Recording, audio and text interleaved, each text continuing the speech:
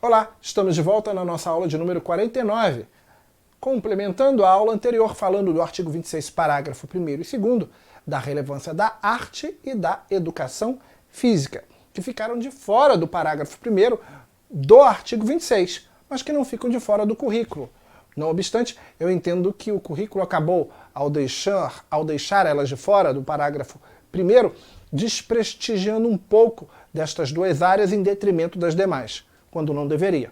O artigo 26, parágrafo 2º, nos ensina que o ensino da arte, especialmente em suas expressões regionais, constituirá componente curricular obrigatório da educação básica. Eu quero que você destaque para o seu aluno, quando você estiver dando aula, esse termo componente curricular obrigatório. Componente curricular obrigatório da educação básica. Então olha que legal. De baixo para cima.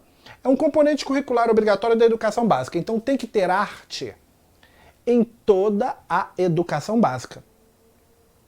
Desde a educação infantil, desde a creche até a pré-escola, passando pelos anos iniciais do ensino fundamental, anos finais do ensino fundamental e o ensino médio, porque ela é componente curricular obrigatório da educação básica. Perfeito? E segundo, a ideia de componente curricular obrigatório. O que queremos dizer com isso? O que é um componente curricular obrigatório?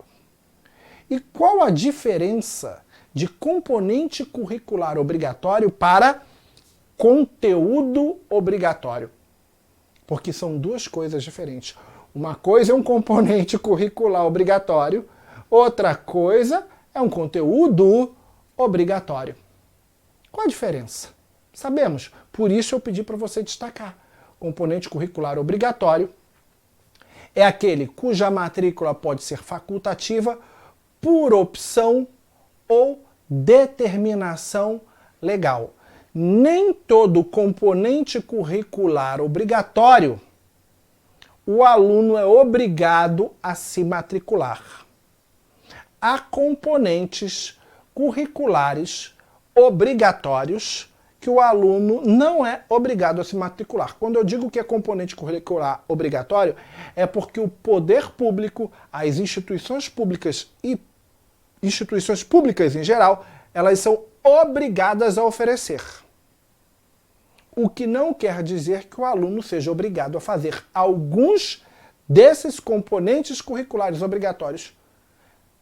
O aluno não é obrigado a fazer, a ele é facultado. No caso da arte, como disciplina, a tendência é que ela não seja facultativa. Mas isso cabe ao sistema. Mas o fato é que, como componente curricular obrigatório, na pré-escola, por exemplo, ou nos anos iniciais do ensino fundamental, o poder público tem o poder, na verdade, o dever de oferecer, mas o aluno não tem que necessariamente fazer. E isso é diferente do conteúdo obrigatório, porque quando eu tenho um conteúdo obrigatório, a matrícula é obrigatória. Língua portuguesa é conteúdo obrigatório. Matemática é conteúdo obrigatório. História é conteúdo obrigatório. Agora, ensino religioso. Vamos visualizar uma escola pública, visualize, uma escola pública de ensino fundamental. O ensino religioso, ele é um componente curricular obrigatório? Ou ele é um conteúdo obrigatório? Se você já estudou LDB, sabe que a matrícula no ensino religioso ela é facultativa. O oferecimento na escola pública de ensino fundamental é obrigatório, mas a matrícula é facultativa. Se a matrícula é facultativa, o ensino religioso é um componente curricular obrigatório e não um conteúdo obrigatório. Então, retoma aqui. A legislação coloca a arte como componente curricular obrigatório. Isso quer dizer que, dependendo do sistema, a matrícula para determinadas séries ou anos, dentro do conteúdo de arte, será facultativa. Isso dependerá do sistema. Perfeito? Continuando. Artigo 26, parágrafo 3º Vamos falar da educação física. A educação física integrada à proposta pedagógica da escola é componente curricular obrigatório, igual arte, da educação básica, sendo sua prática, a parte prática da educação física, facultada ao aluno. Que tipo de aluno tem a parte prática facultada? Então, lembrando, se a educação física ela é um componente curricular obrigatório, ela pode vir a ser facultativa, a sua matrícula é facultativa para determinados alunos. Foi o que a gente, inclusive, acabou de ver, porque a prática pode ser facultada, isso é, fica facultativa a um determinado grupo de alunos. Se a educação física fosse conteúdo obrigatório, ninguém estaria dispensado da educação física. Como a educação física é um componente curricular obrigatório, existe a possibilidade de dispensa dessa disciplina. Para quem? O próprio dispositivo vai dizer. Primeiro, para quem cumpra a jornada de trabalho igual ou superior a 6 horas. Segundo, maiores de 30 anos de idade. Terceiro, quem estiver prestando serviço militar inicial ou em situação similar estiver obrigado à prática de educação física.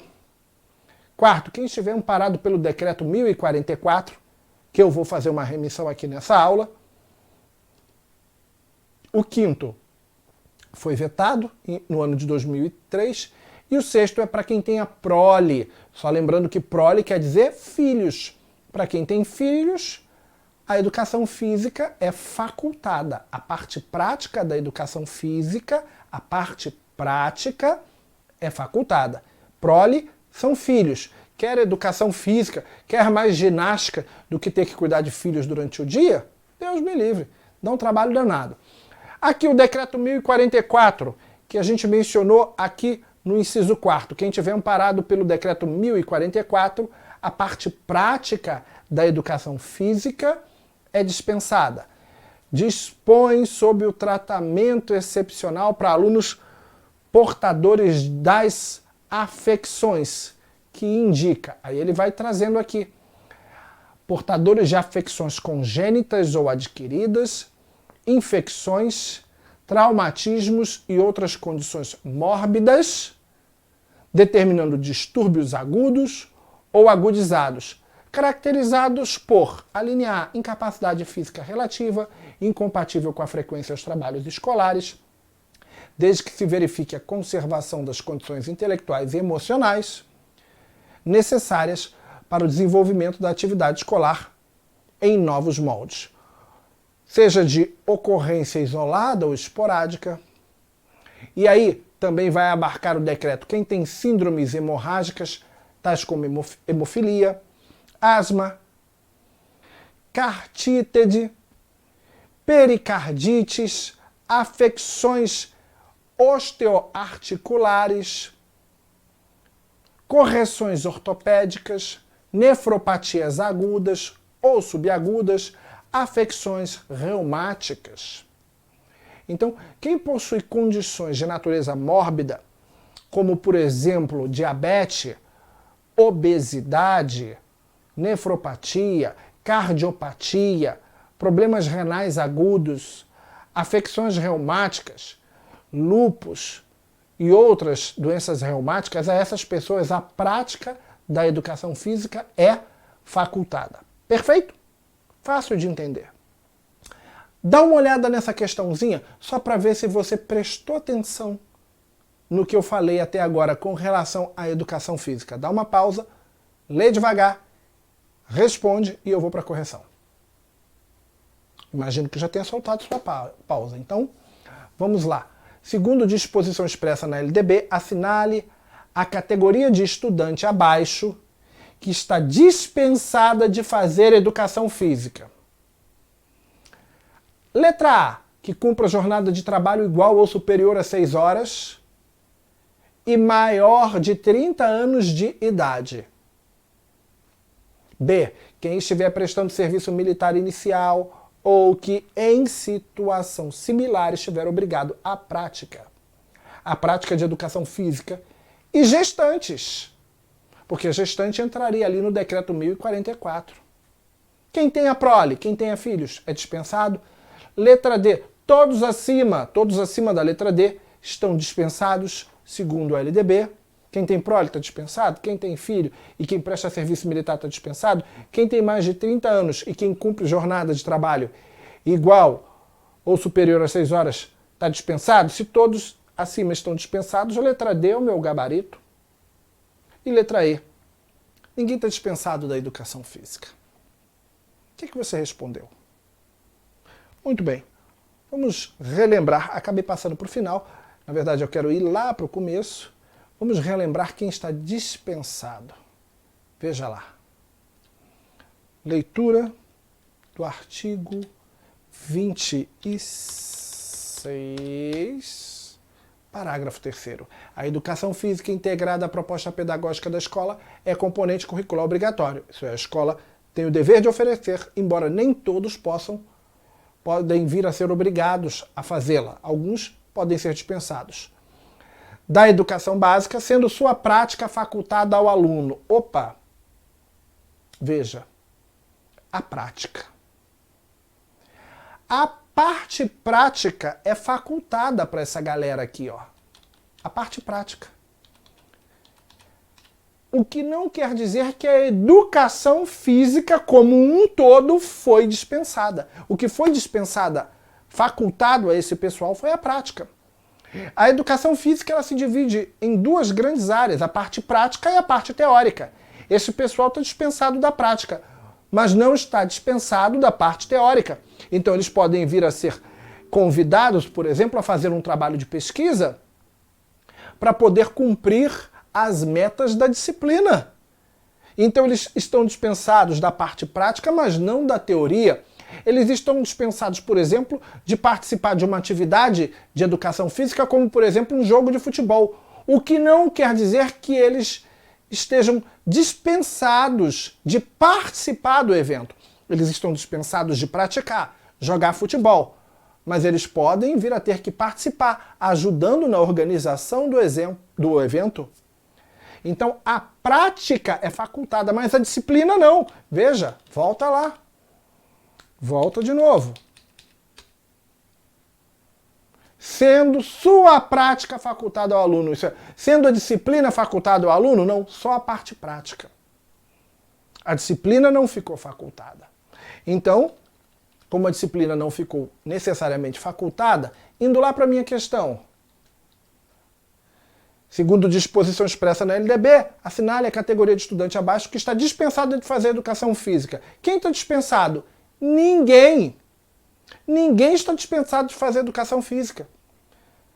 O que existe é a dispensa da parte prática. O que não dispensou você da disciplina. Dispensou só da execução da prática. Por isso o gabarito é a letra E. Ninguém está dispensado da educação física, quando muito aquelas categorias que vimos aqui acima, elas estão dispensadas da prática. Então, se você quiser incluir uma categoria dessa dentro da ideia de dispensa, tem que mencionar na questão que a dispensa é da parte prática e não da disciplina. Deu para entender bem? Olha a maldade, até onde ela pode chegar. Um grande abraço e até a nossa aula de número 50.